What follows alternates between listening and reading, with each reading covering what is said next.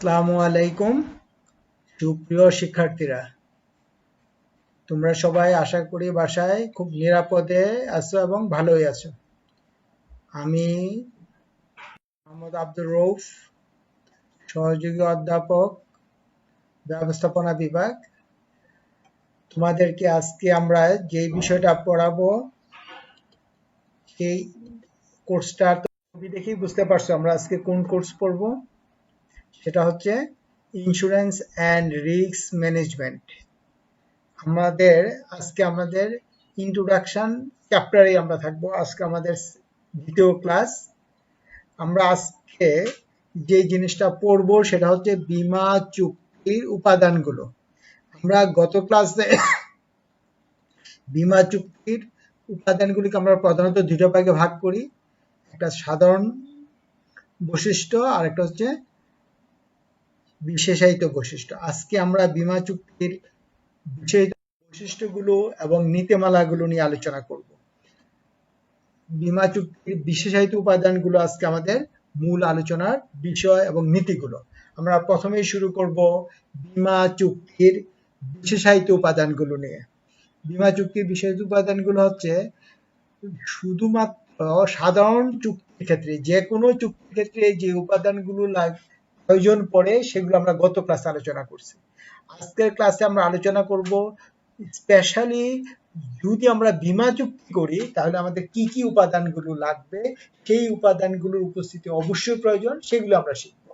আর গত ক্লাসে আমরা শিখছি যে কোনো ধরনের চুক্তির ক্ষেত্রেই ওই উপাদানগুলো থাকা দরকার। এগুলো হচ্ছে কমন বৈশিষ্ট্য বা উপাদান। আজকে আমাদের যেটা হবে শুধু বীমা চুক্তির ক্ষেত্রে এই উপাদানগুলো খুব প্রয়োজন। প্রথমটা হচ্ছে লিখিত চুক্তি। আমরা জানি বীমা চুক্তি অন্যান্য চুক্তির মতোই একটা চুক্তি, তবে চুক্তির অন্যতম একটা বৈশিষ্ট্য হচ্ছে এটা লিখিত হইতে পারে, মৌখিক হইতে পারে এবং লিখিত এবং নিবন্ধিত হইতে হয়। অর্থাৎ অন্যান্য চুক্তির ক্ষেত্রে এটা মৌখিক হলেও কোনো আপত্তি থাকে না। বীমা চুক্তির ক্ষেত্রে অবশ্যই বীমা চুক্তিটা লিখিত এবং নিবন্ধিত হয়ে থাকে। আবারও বলি, বীমা চুক্তিটা লিখিত এবং নিবন্ধিত, অর্থাৎ বীমা চুক্তিতে বীমাকারী এবং বীমা গ্রহীতার মধ্যে বীমার বিষয়াদি সুস্পষ্টভাবে উল্লেখ থাকে। অর্থাৎ বীমার প্রিমিয়ামের পরিমাণ কত, বীমার মেয়াদকাল কত, বীমা আর্থিক নিশ্চয়তা অথবা ক্ষতিপূরণের পরিমাণ কত হবে তা লিখিত আকারেই থাকে। অর্থাৎ এক্ষেত্রে চুক্তিটা লিখিত হয়ে থাকে। এবং নিবন্ধিত এই জন্য বলছি, বীমা চুক্তির বীমা দাবির অঙ্কের ভিত্তিতে এখানে নির্দিষ্ট পরিমাণ রেভিনিউ স্ট্যাম্প সংযোজন করা প্রয়োজন পড়ে। এই জন্য বীমা চুক্তি অবশ্যই লিখিত এবং নিবন্ধিত হয়ে থাকে। দ্বিতীয় বিষয়টা আর্থিক নিরাপত্তা। বীমা চুক্তির ফলে আর্থিক নিরাপত্তা, কে আর্থিক নিরাপত্তা পায় মনে রাখবা। আর্থিক নিরাপত্তা পেয়ে থাকে বীমা গ্রহীতা। কিভাবে পেয়ে থাকে? যদি জীবন বীমা হয় তাহলে মেয়াদ শেষে যদি বীমা গ্রহীতা জীবিত থাকে তাহলে সে তার বার্ধক্য বয়সে অথবা নির্দিষ্ট প্রয়োজনের সময় সে আর্থিক নিরাপত্তা পেয়ে থাকে। অর্থাৎ বীমা দাবি বীমাকারী প্রতিষ্ঠান থেকে পেয়ে থাকে, ফলে সে একটা আর্থিক সাপোর্ট পেল। এবং অপর দিকে যদি এটা সাধারণ বীমা হয় তাহলে যদি বীমার বিষয়বস্তু ক্ষতিগ্রস্ত হয় তাহলে বীমাকারী বীমা গ্রহীতাকে ক্ষতিপূরণ প্রদান করে থাকে। ফলে বীমাকারী জীবন বীমার ক্ষেত্রেও কি দেয়? আর্থিক নিশ্চয়তা, এবং সাধারণ বীমার ক্ষেত্রে ক্ষতিপূরণ প্রদানের মাধ্যমে আর্থিক নিরাপত্তা নিশ্চিত করে থাকে। অর্থাৎ বীমা চুক্তির ক্ষেত্রে আর্থিক নিরাপত্তার বিষয়টা খুব প্রাধান্য পেয়ে থাকে, অন্যান্য চুক্তির ক্ষেত্রে এটা নাও থাকতে পারে। বীমাযোগ্য স্বার্থ। বীমাযোগ্য স্বার্থটা আমরা কি বুঝাতে চাই? অর্থাৎ বীমাযোগ্য স্বার্থ বলতে আমরা বুঝি আর্থিক লাভ। আর্থিক লাভ অর্থাৎ যে বীমা করবে, দ্যাট মিনস বীমা গ্রহীতা। বীমা গ্রহীতা কিসে, আমরা আবারও বলি, বীমাকারী প্রতিষ্ঠান কিসের বীমা করে? বীমার বিষয়বস্তুর বীমা করে। যদি বীমার বিষয়বস্তুর উপর বীমা গ্রহীতার স্বার্থ থাকে তাহলে বীমা করা যাবে, অন্যথায় বীমা করা যাবে না। আবারও কথাটা বলি, বীমাকারীর কিসের বীমা করে? বীমার বিষয়বস্তুর বীমা করে। এরপরের কথাটা কি, আমরা বলতে চাই বীমার বিষয়বস্তুর উপর কার বীমাযোগ্য স্বার্থ থাকবে, বীমা গ্রহীতার স্বার্থ থাকতে হবে। যদি বীমা গ্রহীতার বীমার বিষয়বস্তুর উপর বীমাযোগ্য স্বার্থ না থাকে, তাহলে ওই বীমার বিষয়বস্তুর উপর বীমাকারী বীমা চুক্তি করতে পারবে না। পরের কথা, এই যে বীমার বিষয়বস্তুর উপর বীমাযোগ্য স্বার্থ রয়েছে, এটা কিভাবে আমরা বুঝবো?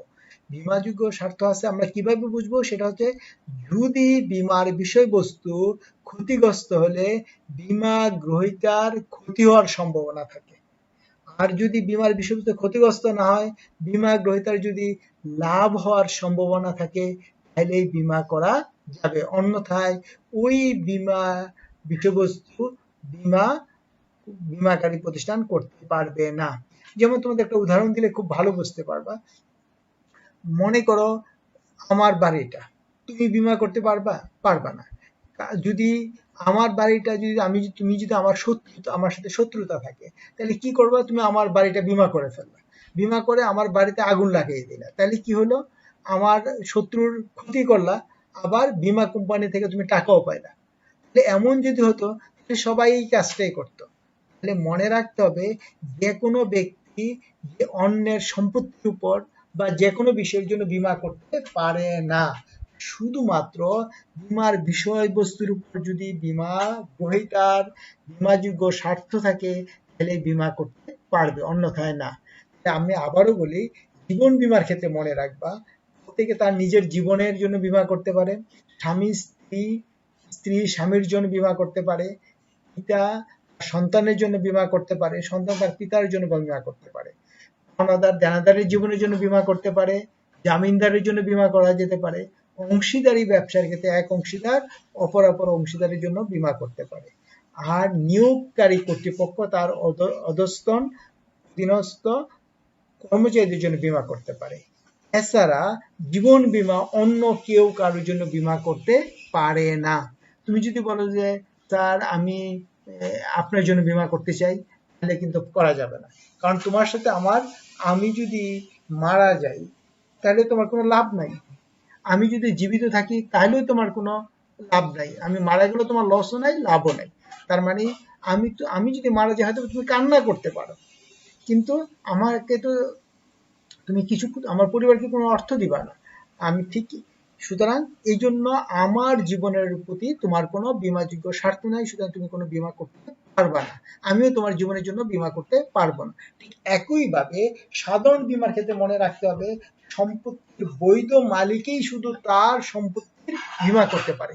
অর্থাৎ আমার বাড়ির বীমা, আমার বাড়িটা আমি মালিক, আমি আমার বাড়ির বীমা করতে পারবো, তুমি আমার বাড়ির বীমা করতে পারবে না। কেননা তুমি আমার বাড়ির বৈধ মালিক না। আমরা জেনে ফেললাম, বীমাযোগ্য স্বার্থ থাকলেই বীমাকারী বীমা গ্রহীতার বীমার বিষয়বস্তু বীমা করে থাকে। নেক্সট, সৎ বিশ্বাসের সম্পর্ক।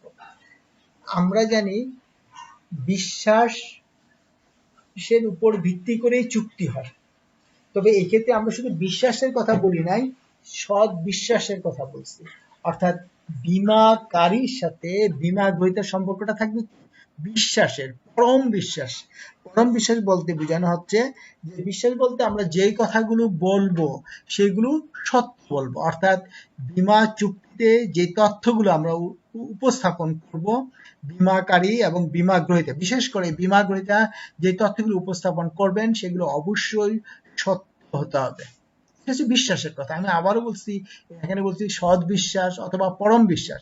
অর্থাৎ এইটা দিয়ে বোঝানো হচ্ছে, বীমাকারী যে তথ্য জানতে চায় নাই, কিন্তু বীমা চুক্তির সাথে সম্পর্কযুক্ত এমন তথ্য বীমা গ্রহীতাকে উপযাচক হয়ে জানাতে হবে। এই জন্যই মনে রাখতে হবে, বীমার চুক্তিটার কিছু সম্পর্ক হয় পরম বিশ্বাসের চুক্তি। সুতরাং যে তথ্য জানতে চাইবো, এগুলো আমরা কি বলবো? নির্ভুল ভাবে বলবো। আর যে তথ্য জানতে চাওয়া হয় নাই, অথচ বীমা চুক্তির সাথে সম্পর্কযুক্ত, ওই তথ্যগুলো আমরা উপযাচক হয়ে জানাবো। পরের কথা, যদি আমরা এই বীমা গ্রহীতা যদি কোনো ভুল তথ্য দেয়, এই কারণে চুক্তিটা শুরু থেকে বাতিল বলে গণ্য হবে। অর্থাৎ আমরা যদি মিথ্যা তথ্য দিয়া বীমা করি, কি হবে, আমি প্রথম থেকেই চুক্তিটা বাতিল। অর্থাৎ এর মধ্যে যদি আমি বীমা প্রিমিয়ামও দিয়ে থাকি, আমার বীমা দাবি পাওয়ার কোনো সুযোগ থাকবে না। তবে মনে রাখো, যদি 2 বছর পর্যন্ত তোমার বীমা পত্র চালু থাকে এবং এর মধ্যে তোমার ভুল ধরা না পড়ে, তাহলে এই চুক্তিটা বৈধ চুক্তি হিসেবেই গণ্য হবে। নেক্সট আমরা জানার চেষ্টা করি প্রিমিয়াম। খুব গুরুত্বপূর্ণ একটা বিষয়। বীমাকারীর সাথে বীমা গ্রহীতার যে সম্পর্ক স্থাপিত হয়, আমরা জানি কিছু দিলে কিছু মিলে। বীমাকারী প্রতিষ্ঠান কি দেয়? বীমা দাবি। তার বিনিময়ে বীমা গ্রহীতা কি প্রদান করবে? বীমা প্রিমিয়াম। বীমা প্রিমিয়ামটা বার্ষিক হইতে পারে, মাসিক হইতে পারে, ত্রৈমাসিক হইতে পারে, ইভেন এককালীন হতে পারে। তবে মনে রাখতে হবে, প্রিমিয়াম না দিলে বীমা চুক্তি কার্যকর হবে না। অনেক ক্ষেত্রে বলে থাকে, বীমা প্রতিনিধিরা বলে যে বীমার গ্রহীতা স্বাক্ষর করে দিচ্ছেন আপনার আবেদনপত্রে, সুতরাং আপনার বীমা চুক্তি হয়ে গেছে। না, বীমা মনে রাখতে হবে, যদি বীমা প্রিমিয়াম প্রদান করা যখনই হবে, তারপর থেকেই বীমা দাবির ন্যায্যতা প্রাপ্ত হবে। অর্থাৎ বীমা প্রিমিয়াম না দিলে বীমা চুক্তির কার্যকারিতা শুরু হয় না। অর্থাৎ বীমা প্রিমিয়াম প্রদানের মাধ্যমেই, অর্থাৎ এটাকে অনেক বলা হয় first premium receipt, first FPR, first premium receipt হলেই শুধুমাত্র বীমা চুক্তি শুরু হয়। অর্থাৎ বীমা প্রিমিয়াম না দিলে বীমা চুক্তির কার্যকারিতা শুরু হবে না। আর্থিক ক্ষতিপূরণ, আমরা এই যে বললাম প্রিমিয়াম দেই, প্রিমিয়ামটা কে দেয় বলছিলাম? বীমা গ্রহীতারা। আর্থিক ক্ষতিপূরণটা কে দিবে? বীমাকারী প্রতিষ্ঠান। এর কথা, কখন এবং কোন ধরনের চুক্তির ক্ষেত্রে? মনে রাখবা, জীবন বীমার ক্ষেত্রে ক্ষতিপূরণ দেওয়া হয় না। জীবন বীমার ক্ষেত্রে কি দেওয়া হয়? আর্থিক নিশ্চয়তা। আবারও বলি, জীবন বীমার ক্ষেত্রে আর্থিক নিশ্চয়তা প্রদান করা হয়। আর ক্ষতিপূরণ কোন ধরনের বীমার ক্ষেত্রে হয়? সাধারণ বীমার ক্ষেত্রে প্রদান করা হয়। অর্থাৎ বীমার বিষয়বস্তু যদি ক্ষতিগ্রস্ত হয়, বীমাকারী বীমা গ্রহীতাকে আর্থিক ক্ষতিপূরণ প্রদান করে থাকেন। মনে রাখতে হবে, ক্ষতিপূরণ হচ্ছে ক্ষতির সমপরিমাণ। শুধু তাই না, সর্বোচ্চ বীমা দাবির অঙ্ক পর্যন্ত, অর্থাৎ বীমার অঙ্ক পর্যন্ত।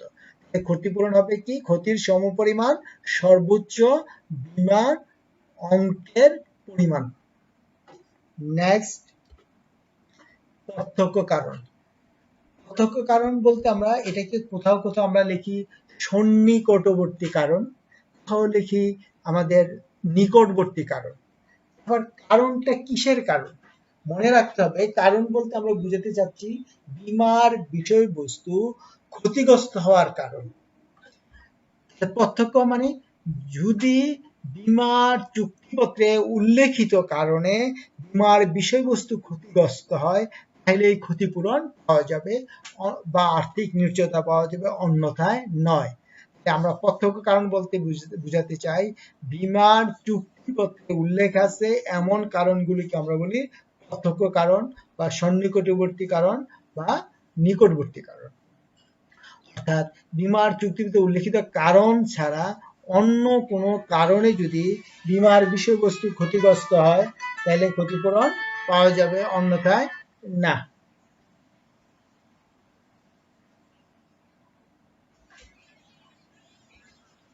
আনুপাতিক অংশগ্রহণ। আনুপাতিক অংশগ্রহণ বলতে কি বুঝাতে চাই? যদি বীমার আমরা একাধিক বীমাকারী প্রতিষ্ঠানের নিকট বীমা করে থাকি, যদি আমি একাধিক বীমাকারী প্রতিষ্ঠানের নিকট বীমা করে থাকি, তাহলে তাদের নিকট থেকে আমি কি পাবো? বীমা দাবি পাবো। বীমা দাবিটা আমরা কেমন ভাবে পাবো? আনুপাতিক হারে।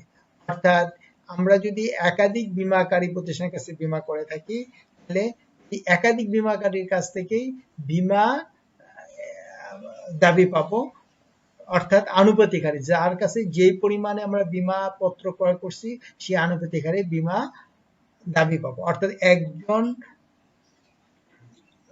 বীমাকারীর কাছ থেকে অধিক পরিমাণে আমরা বীমা দাবি আদায় করতে পারবো না। অর্থাৎ আনুপাতিক হারে, অর্থাৎ বীমা অঙ্কের আনুপাতিক হারেই আমি বীমা দাবি সংগ্রহ করব বীমাকারীর কাছ থেকে, একজনের কাছ থেকে অধিক হারে বা অধিক পরিমাণ নিতে পারবো না। নেক্সট, প্রতিস্থাপন। প্রতিস্থাপন বলতে কি বুঝাতে চাচ্ছি? প্রতিস্থাপন বলতে আমরা বুঝাতে চাই, যদি আমরা বীমা বিষয়বস্তু, এটাও সাধারণ বীমার ক্ষেত্রে প্রযোজ্য, এটা প্রতিস্থাপনের নীতি, এটা কিসের ক্ষেত্রে প্রযোজ্য? সাধারণ বীমার ক্ষেত্রে, অন্য জীবন বীমার ক্ষেত্রে প্রযোজ্য না। প্রতিস্থাপন হচ্ছে একটা স্থলে আরেকটা, কোনটা স্থলে কোনটা মনে রাখবা। আমরা যদি বীমা করি তাহলে বীমাকারী প্রতিষ্ঠান আমাকে কি প্রদান করবে? বীমা দাবি প্রদান করবে। এর বিনিময়ে আমি কি প্রদান করব? আমি এর বিনিময়ে প্রদান করব ক্ষতিগ্রস্ত বীমার বিষয়বস্তু। তার মানেটা কি? প্রতিস্থাপন কোনটা স্থানে কোনটা গেল? আমি মনে করো আমি একটা গাড়ি বীমা করলাম, এক্ষেত্রে যদি এক্স দুর্ঘটনায় যদি আমার গাড়িটা ক্ষতিগ্রস্ত হয়, তাহলে মনে করো আমি বীমা করলাম 20 লক্ষ টাকার, তাহলে আমার কি বীমা কোম্পানি আমাকে কত টাকা দিবে? বীমা কোম্পানি আমাকে দিবে 20 লক্ষ টাকা। কিন্তু এর বিনিময়ে বীমা, এই যে আমার ক্ষতিগ্রস্ত গাড়িটা, এটার মালিক কি হবে? বীমাকারী প্রতিষ্ঠান। প্রতিস্থাপনের নীতিটা হচ্ছে, আবারও বলি, বীমা দাবির বিনিময়ে ক্ষতিগ্রস্ত বীমার বিষয়বস্তুর মালিকানাটা কার হবে? বীমাকারী প্রতিষ্ঠানের। এটাই হচ্ছে প্রতিস্থাপনের নীতির মূল কথা। তাহলে আমরা আজকে এতক্ষণ পর্যন্ত যা বললাম সেটা কি শিখলাম? সেটা হচ্ছে বীমা চুক্তির বিশেষায়িত উপাদানগুলো। আমরা এগুলো একটু পড়বা মনোযোগ সহকারে, তাহলেই আমাদের বীমা, এটা কিন্তু খুব ইম্পর্টেন্ট। এখান থেকে অনেক সময় ছোট প্রশ্ন আসে, মনে রাখবা পার্ট বি থেকে প্রশ্ন আসে এখান থেকে, আবার পার্ট সি আসলেও বড় প্রশ্নটা আসতে পারে, বীমা চুক্তির গুরুত্বপূর্ণ উপাদানগুলো আলোচনা করো, মাথায় রাখবা কিন্তু। সুতরাং ছোট প্রশ্নের জন্য যেমন পরম সদ্বিশেষের নীতিটি ব্যাখ্যা করো, প্রতিস্থাপনের নীতিটি ব্যাখ্যা করো, এইভাবে আসতে পারে। আমরা এবার একটু পড়বো নীতিগুলো। আমরা নীতিগুলো পড়তে চাই। বীমা প্রতিটা ব্যবসার মূল কতগুলো নীতি অনুসরণ করে থাকে প্রতিটা ব্যবসায়ী। সুতরাং বীমা ব্যবসার ক্ষেত্রে কতগুলো স্পেশালি নীতি আছে, নীতিগুলো অনুসরণ করে বীমা প্রতিকারী প্রতিষ্ঠান তাদের কার্যক্রম পরিচালনা করে থাকে। আমরা আজকে আলোচনা করব বীমা ব্যবসার মূল নীতিগুলো। একটা কথা মনে রাখতে হবে, আমরা যে বীমা চুক্তির উপাদানগুলো পড়লাম, এই কথাগুলো এখানেও আবার চলে আসবে, অনেকটা রিপিটেশন হবে। সুতরাং তোমরা একটু মনোযোগ সহকারে যদি বীমা চুক্তির বৈশিষ্ট্যগুলো পড়ো, তাহলেই দেখা যাবে বীমা ব্যবসার মূলনীতিগুলো তোমার আয়ত্তে চলে আসবে।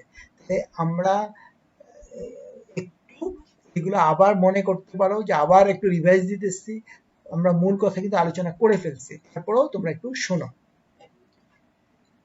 বীমা চুক্তির, বীমা ব্যবসার অন্যতম একটা মূল নীতি হচ্ছে বীমাযোগ্য স্বার্থের নীতি। বীমা, ওই যে একটু আগে বললাম, বীমাযোগ্য স্বার্থ বলতে কি বুঝি? স্বার্থ বলতে লাভ বুঝি, লাভ, আর্থিক লাভ। অর্থাৎ বীমার বিষয়বস্তুর উপর বীমা গ্রহীতার বীমাযোগ্য স্বার্থ থাকতে হবে। যদি বীমার বিষয়বস্তুর উপর বীমা গ্রহীতার বীমাযোগ্য স্বার্থ না থাকে, তাহলে বীমাকারী প্রতিষ্ঠান ওই বীমার বিষয়বস্তুর বীমা করবে না। আর ওই যে একটু উদাহরণ দিয়ে বললাম যে আমার বাড়িটা তুমি বীমা করতে পারবে না। কেন পারবে না? যে আমার বাড়িটা যদি আগুনে পুড়ে ছাই হয়ে যায়, তোমার কোনো লস হবে না। প্রিয় শিক্ষার্থী, মনে রাখবা, তোমার কোনো লস নাই। হয়তোবা তুমি দুঃখ হা হুতাশ করবা, স্যারের বাড়িটা পুড়ে গেল, কিন্তু তোমার তো আর্থিক কোনো লস হয় নাই। ঠিক এই কারণেই তুমি তুমি আমার বাড়িটা বীমা করতে পারবা না, কারণ বীমাযোগ্য স্বার্থ নেই। এবার আসো, আমি কি আমার বাড়ির বীমা করতে পারবো? হ্যাঁ, আমি পারবো। কেন পারবো? যেহেতু আমার বাড়িটা যদি আমার পুরো ছাই হয়ে যায়, তাহলে কার ক্ষতি হওয়ার সম্ভাবনা? আমার ক্ষতি হবে। যদি বাড়িতে আগুন না লাগে কার লাভ হবে? আমার লাভ হবে। আমরা বুঝলাম বীমা আমার বাড়ির উপর বীমার স্বার্থ আছে কিভাবে বুঝলাম? বীমার বিষয়বস্তু যদি ক্ষতিগ্রস্ত হয় তাহলে আমার ক্ষতি হবে, আমি তাকে বীমা গ্রহীতা। আর যদি আমার বাড়িটা আগুনে না পড়ে কার লাভ হবে? আমার লাভ হবে, অর্থাৎ আমি বীমা গ্রহীতার লাভ। আমরা আবার একটু সুন্দর করে বলি, বীমাযোগ্য স্বার্থ হচ্ছে বীমার বিষয়বস্তুর উপর বীমা গ্রহীতার কি থাকতে হবে? লাভ বা ক্ষতি। অর্থাৎ বীমার বিষয়বস্তু যদি ক্ষতিগ্রস্ত হয়, বীমা গ্রহীতা যদি ক্ষতি হওয়ার সম্ভাবনা থাকে। বীমার বিষয়বস্তু যদি ক্ষতিগ্রস্ত না হয়, বীমা গ্রহীতার যদি লাভ হওয়ার সম্ভাবনা থাকে, তাহলে ওই বীমার বিষয়বস্তুর উপর বীমা গ্রহীতার বীমাযোগ্য স্বার্থ থাকবে, অন্যথায় নয়। তাহলে আমরা একটু আগেও কিন্তু বলছিলাম, জীবন বীমার ক্ষেত্রে আমরা কি বলছিলাম? প্রত্যেকে তার নিজের জীবনের জন্য বীমা করতে পারে। স্বামী স্ত্রী, স্ত্রী স্বামী, পিতামাতার জন্য সন্তান, সন্তান তার পিতামাতার জন্য, পাওনাদার দেনাদারের জীবনের জন্য, পাওনাদার জামিনদারের জীবনের জন্য, অংশীদারি ব্যবসায় এক অংশীদার অপর অংশীদারদের জন্য, নিয়োগকারী কর্তৃপক্ষ তার অধস্তন কর্মচারীদের জন্য বীমা করতে পারে। এছাড়া অন্য কেউ কারোর জন্য জীবন বীমা করতে পারে না। সাধারণ বীমা কারা করতে পারে? সম্পত্তির বৈধ মালিকই তার সম্পত্তির বীমা করতে পারে, এছাড়া অন্যরা বীমা করতে পারে না। নেক্সট, সৎ বিশ্বাসের সম্পর্কের নীতি। একটু আগে বলছিলাম বিশ্বাস মানে মিথ্যা কথা বলবো না, সত্য কথা বলবো। সৎ বিশ্বাস বলতে আমরা বুঝতে চাই বা পরম বিশ্বাস বলতে বুঝতে চাই যেই তথ্য জানতে চাওয়া হয় নাই অথচ চুক্তির সাথে সম্পর্কযুক্ত ওই তথ্য আমরা উপযাচক হয়ে জানাবো।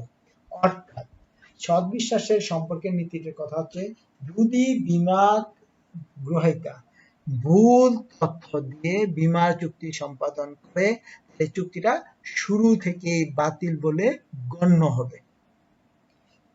এবং যদি কেউ মিথ্যা কথা বলে অথবা তথ্য গোপন করে, চাওয়া হয় নাই কিন্তু চুক্তির সাথে সম্পর্কিত, এই তথ্যও যদি উপযাচক হয়ে না জানায়, তাহলে কিন্তু চুক্তি বাতিল হবে।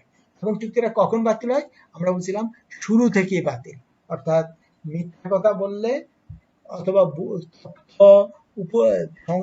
প্রয়োজনীয় তথ্য না জানা, উপযাচক হয়ে না জানালেই চুক্তিটা শুরু থেকেই বাতিল।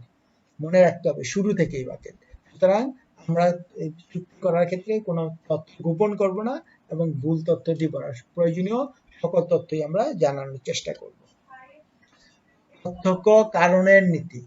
পার্থক্য কারণ বলতে আমরা কি বুঝাতে চাই? কারণ, কিসের কারণ?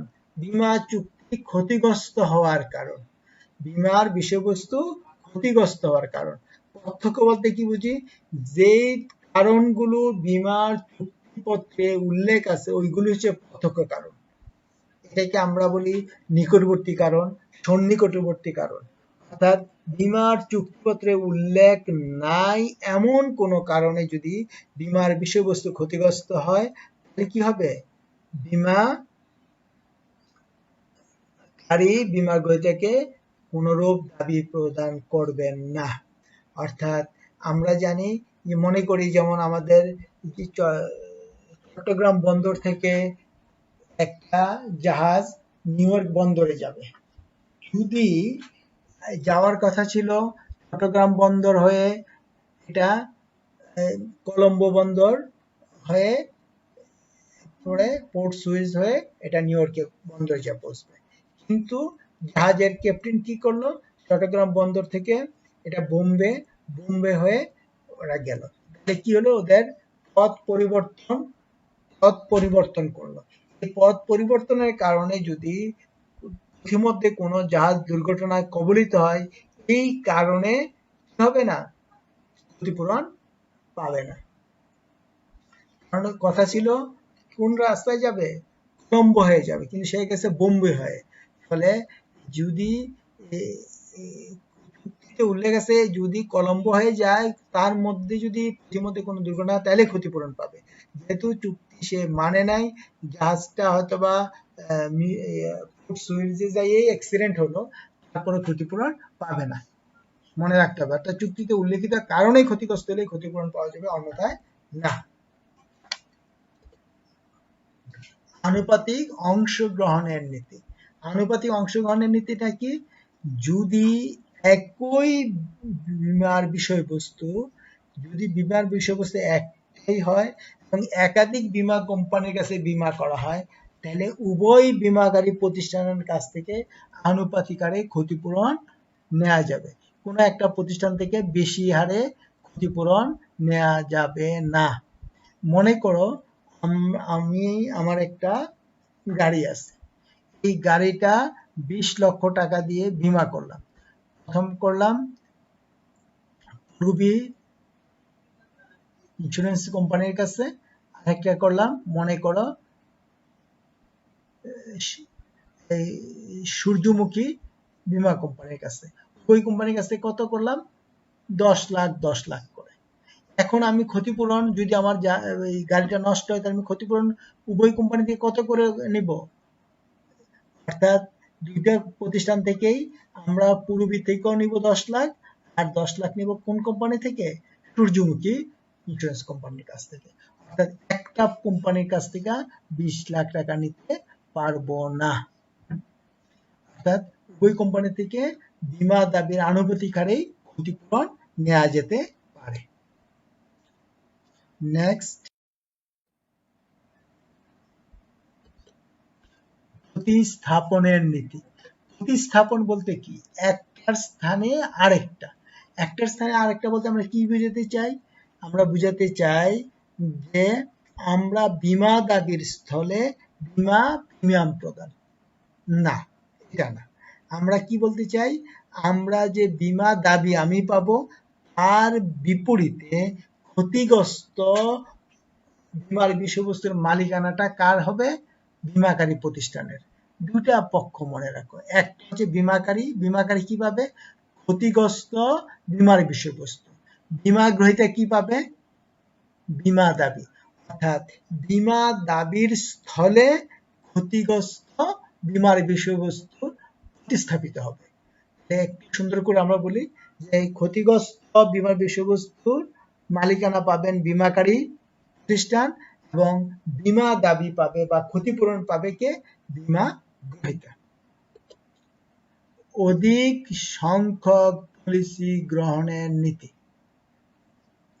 মনে রাখতে হবে, যদি বীমা চুক্তির ক্ষেত্রে আমরা একটা কথা বলছিলাম তোমাদের শুরুতেই, বীমাটা হচ্ছে এক ধরনের কি ব্যবস্থা? সমবায় ব্যবস্থা। সমবায় ব্যবস্থা। আমরা মনে করো এক বাবার যদি একটা ছেলে থাকে, বাবা মার রিস্ক বেশি না কম? অবশ্যই বেশি। এক সন্তান যদি তাকে দেখাশোনা না করে বৃদ্ধ বয়সে, তাহলে বাবা মার কোথাও যাওয়ার জায়গা থাকে না, গাছতলায় যাবে।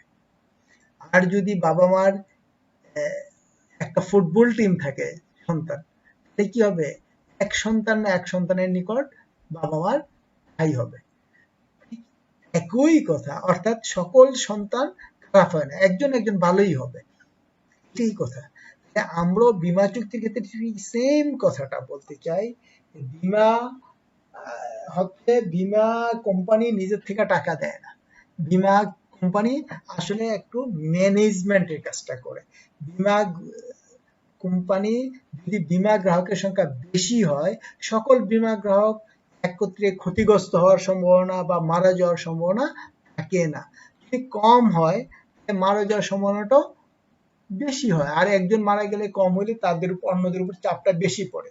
মনে রাখতে হবে, বীমা কোম্পানি চায় যে বীমা গ্রাহকের সংখ্যা যাতে বেশি হয়।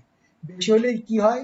ঝুঁকিটা, বীমা চুক্তির ফলে যে ঝুঁকির সৃষ্টি হয়, ঝুঁকিটা অধিক সংখ্যক গ্রাহকের নিকট ভাগাভাগি হয়ে যায়। ফলে এই যে বীমার ঝুঁকিটা কম বহন করতে হয় এক, এবং ফলে বীমা প্রিমিয়ামের পরিমাণও কম হয়। অর্থাৎ বীমা কোম্পানি চায় যে বীমা গ্রাহকের সংখ্যা বেশি হোক, বেশি হলে লাভটা কি, ঝুঁকিটা অনেকের মধ্যে ভাগাভাগি হয়ে যাবে, ফলশ্রুতিতে বীমা প্রিমিয়ামের পরিমাণও হ্রাস পাবে, অর্থাৎ বীমা পরিমাণ তুমি কমে আসবে, ঝুঁকির পরিমাণ কম হলে বীমা প্রিমিয়ামের পরিমাণও কম হয়ে থাকে। সুতরাং এই জন্য বীমা কোম্পানি সব সময় চায় অধিক পরিমাণে অধিক সংখ্যক যাতে বীমা গ্রাহক কালেক্ট করা যায়। সম্ভাব্যতার নীতি, এটা খুব, বীমা তো আসলে নিশ্চিত ঘটনা না, আমরাও তো জানি অনিশ্চিত ঘটনা নিয়েই কিন্তু বীমার যাত্রা।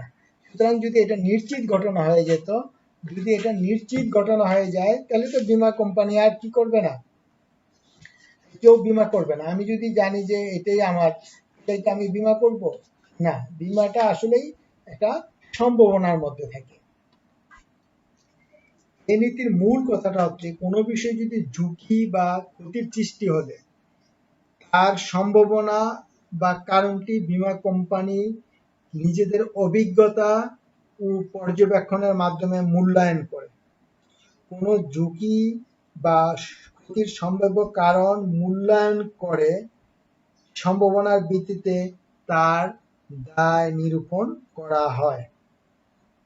অর্থাৎ যদি সম্ভাবনা, আমি যদি এটা নিশ্চিত ঘটনা হয় তাহলে কেউ বীমাই করবে না। আর আমি যে বীমা প্রিমিয়াম নির্ধারণ করব, বীমা প্রিমিয়াম নির্ধারণ করব কিভাবে, এই দুর্ঘটনা যদি সংঘটিত হয় তাহলে কি পরিমাণে কত টাকার ক্ষতি হতে পারে তার ভিত্তিতেই আমি বীমা প্রিমিয়াম নির্ধারণ করব। বীমা অর্থাৎ এটা একবারে অ্যাকুরেট নিশ্চিত করে কিছু বলা যায় না, এই জন্য এখানে বলা হয় আমরা দেখি কি হতে পারে সম্ভাব্যতার ভিত্তিতে। মনে রাখতে হবে বীমা চুক্তিটা সম্ভাব্যতার ভিত্তিতে হয়, নিশ্চিত ঘটনার ভিত্তিতে হয় না। সামর্থ্য অনুযায়ী ঝুঁকি গ্রহণের নীতি। সামর্থ্য অনুসারে ঝুঁকি গ্রহণের নীতি মানে কি, যে আমরা বলি না যে আম তুমি চিপতে পারবে না ওই আম ধরো না, ঠিক এই কথাটাই এখানে প্রযোজ্য। অর্থাৎ তুমি বড় একটা ফজলি আম ধরলা, তোমার হাতের মধ্যে এটা করতে পারো না, গ্রিফে আনতে পারতেছো না, সুতরাং এই আম তুমি খেতে পারবে না। সুতরাং এখানেও ঠিক সেম কথা, সামর্থ্য অনুযায়ী ঝুঁকি গ্রহণ করতে হবে। এটা কি,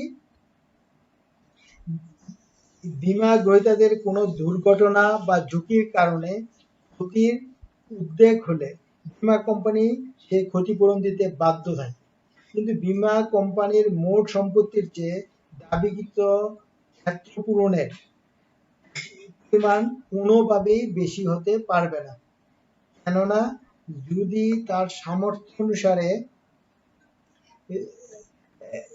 ঝুঁকি গ্রহণ না করে, তাহলে যদি বীমার বিষয়বস্তু ক্ষতিগ্রস্ত হয় তাহলে বীমাকারী প্রতিষ্ঠানকে দেউলিয়া হয়ে যেতে পারে। এই জন্য বীমা কোম্পানি কি করতে হবে, তার সামর্থ্য অনুসারে, যে বীমার দাবি পরিশোধ করার সামর্থ্য আছে এই ধরনের বীমা দাবি পরিশোধের নিশ্চয়তা দিতে হবে।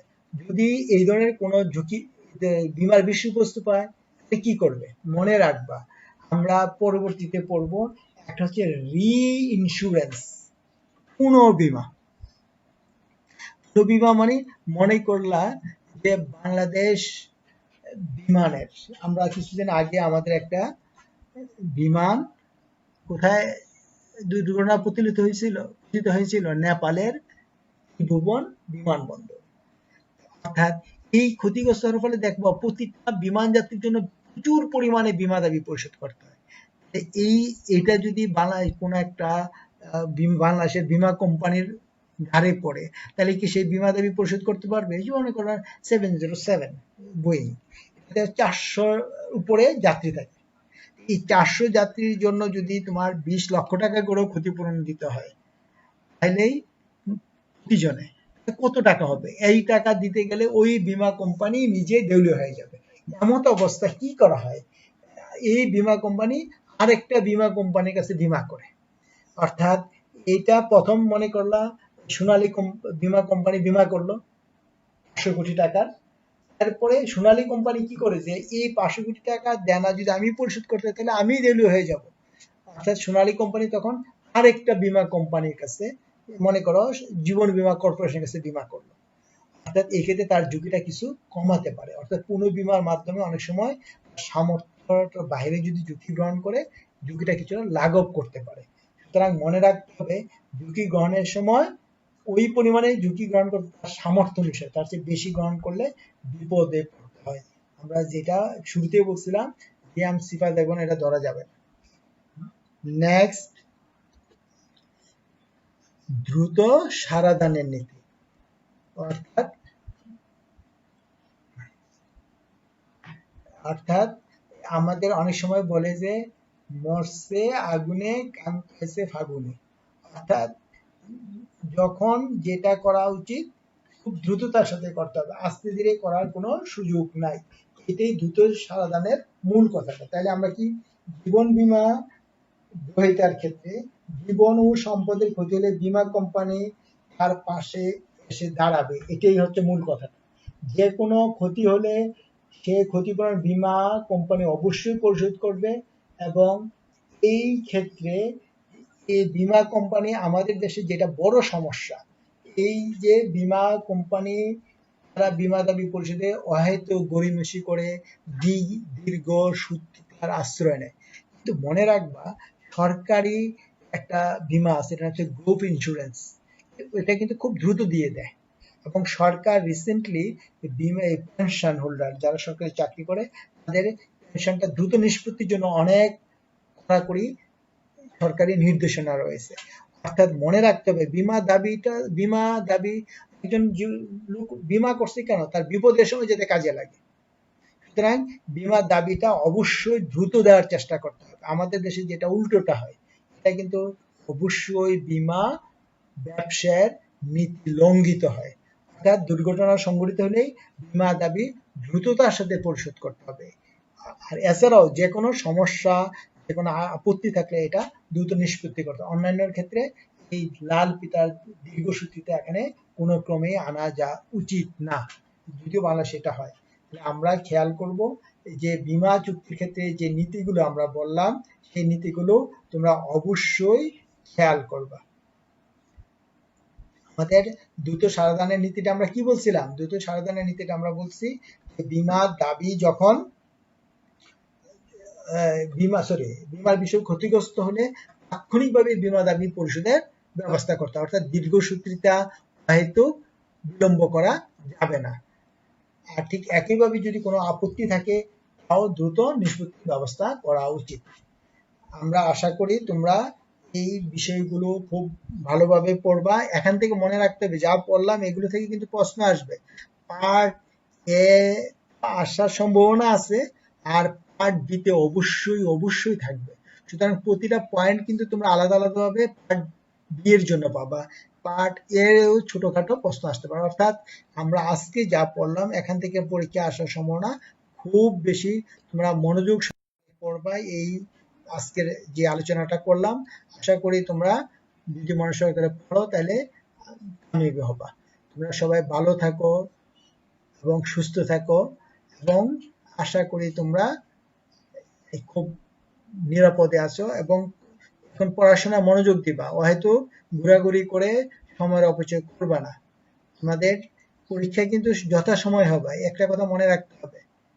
আর হয়তো জটলা যাবা না, জটলায় গেলে তোমাদের বিপদ ঘটতে পারে, কারণ এই করোনা ভাইরাস একটা ছোঁয়াচে রোগ। সুতরাং তোমরা একটু সুস্থ থাকো, ভালো থাকো, এবং আমরা চাই তোমাদের নিরাপদ জীবন। আমরা আজকে এই বলে আমাদের আজকের ক্লাসের এখানে সমাপ্তি ঘোষণা করলাম। তোমরা সবাই নিরাপদে থাকো, তোমাদের সাথে আবার দেখা হবে। Thank you.